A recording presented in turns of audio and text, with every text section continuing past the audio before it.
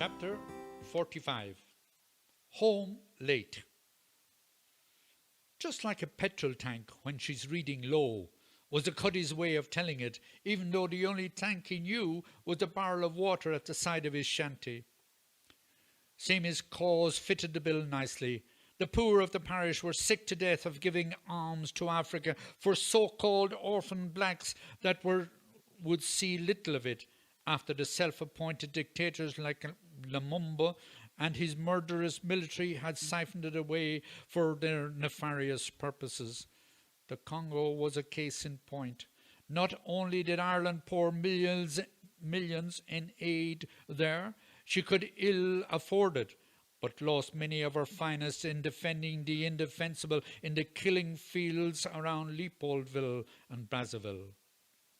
We'll never learn, he remembered Tess saying as she spoke of the squandered sums the poor of Ireland threw into the dark continent. No point in worrying about that now, he thought, as he hurried from house to house as slowly as decency demanded.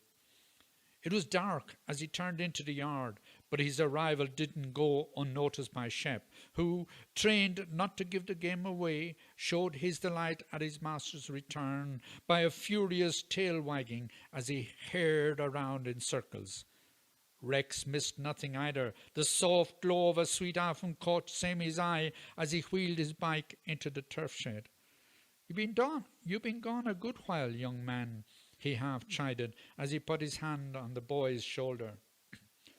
I can hardly stand straight with the weight of the halfpennies, he joked as he held out a fistful of silver. Bedad, you did do well. I just said that to your mother a few minutes ago. I told her you'd line your pockets if anyone ever could. Ah, you're no daw either, I see. The jute bag came in handy too. No better man for holding anything heavy. Go on in and have your dinner, or it'll not be worth eating. There's an elephant of a trout on your plate that'll make a man out of you before you know it. I'll be in shortly to hear all the news of your travels. I want to set the snares before I get caught in one myself, he laughed as he headed out the fields, Shep close at his heels. Sleep came easy after the counting. Though his mother didn't want to take what he insisted she should, he was happy she did, so as money was hard to come by. A yard full of turkeys needed lots of good feeding to be ready for the Christmas, but that was a while off yet, and bills had to be paid or the neighbours would soon spot the obvious. She wasn't having any of that. Her pride and her housekeeping would not allow that. They had counted out nearly £50 between notes and coins, a small fortune in time of need, as the fellow said. That will keep the whores from the haggard for a while, Mike grinned at Nora as she gave Seamie a warm hug before he climbed the 13 to dreamland. Fairies and phantoms followed Tess and her besom across the commons as Annabel and he circled the glade for a secure hiding spot. Your cave, Seamie, she giggled as he gave her the knowing wink. Right so, he said, as he took her arm and led her over the boarding in the direction of the Turlough and their cave of tranquillity. Her tartan school skirt felt like a warm blanket as it brushed against him. The tall bulrushes around the lake swayed in the warm breeze as they lay on the soft lichen by the lime kiln and hugged each other tightly. Pressure points swelled to maximum as they grew into each other in an ecstasy of wonderment and delight. Though still in the early stages of adulthood, they were well prepared by Tess and Alison. Not for them the fear of the church or an early pregnancy either. Nature blessed them, Tess told them, as they drank mugs of tea and ate rasp by the fireplace in her humble but homely abode. They had only been together a few weeks when she invited them both to sup with her. Though wary of his soul-mate's response, he was delighted when her bright eyes lit up with delight at the thought of a visit to Tess, whom she knew to be his favourite person. There was little she didn't know about the old lady now. Tess was a break from the mundane, a walk on the wild side, and a glimpse into another world. Her father, Tim, had studied in Trinity and applied it to his daily life around his sprawling farm. Her mother, Alison, had met and married Tim while they were both studying there. Where there's muck, there's money, Tim would laugh as Annabel showed him her farmerette's hands, hair and nails religiously short to keep them strong and undamaged as she helped around the farm.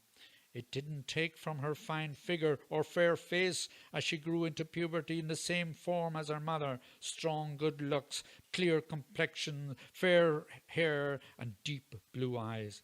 The Celtic influence, she maintained when queried on her people's past.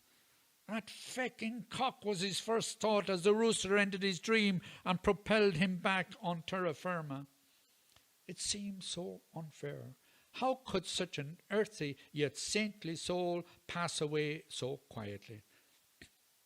It was just at that precise moment he decided that she'd never be forgotten. He wasn't sure yet how he was going to achieve that, but the thought was already formulating of writing a book of her verses or a book of her life, or maybe both. Time flew now as he prepared for his imminent departure to the college in the city. His days were full as he helped at home or went fishing with his father or anyone else who was so disposed. There wasn't much time for that either, but he made the most of it as he honed his skills at fly fishing under the benevolent gaze of Bill Kilmully, a master of the art. He wished he had more time to devote to it, but as Bill said, there's always another summer. Shep was by his side most of the time and lay under the tree for a rest while his young master scanned the horizon for his grandfather, who would be on the way home from Knocha. Realizing he had time to spare, he took advantage of the time lapse to scan the glebe in the fond hope of capturing a glimpse of his fair love. It was not to be. She was gone. Their time together, though limited, was pure joy. He shivered with excitement at the thoughts of their secret hiding places around the glebe and floated into a deep reverie of delight as he lay beside her in the long grass or swam with her in the Turlough or over by Bosque. The warm sun dried them off as they cuddled and kissed, far from prying eyes. "The fox, Dad! The fox is about! I'm sure I heard him. Listen to Shep, will you? He's scratching the door like mad," he whispered as his father slipped on his trousers and pullover. "That dog would talk to you," Rex whispered as he grabbed his shotgun from over the mantelpiece. Watching from the window, he saw his father slip out into the dark night. It was hard to follow his progress, but a spot of light from the partially hid moon showed him standing beside the old elm. Peering into the darkness, he saw him taking aim as the fox approached downwind. He jumped as the shot rang out. The fox fell like a stone. "Nice one, Dad," he nodded as his father strode into the scullery with the fox by the tail. "I'll leave the rest to you, Seamie. Head over to the barracks in Abbeyshrule tomorrow if you have time and collect the bounty on the tail." "How did you hear him anyway? I thought my hearing was good, but it wouldn't hold a candle to yours. Your mother will be delighted. Off to bed with you now. You can tell me all about it tomorrow." Hewart was waiting at the Haggard gate when Seamie returned from checking on the sheep and the 4-acre. He had a telegram for Jack of the Loch that needed to be delivered, but couldn't leave the shop until Miss Nelly returned from the town. Jack of the Loch was the keeper of the swing gates on the Royal Canal at Tinelick.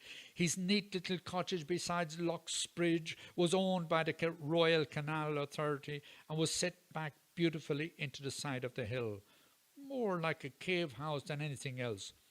Apart from the flowers around the front door and windows, there was little indication of a house there at all.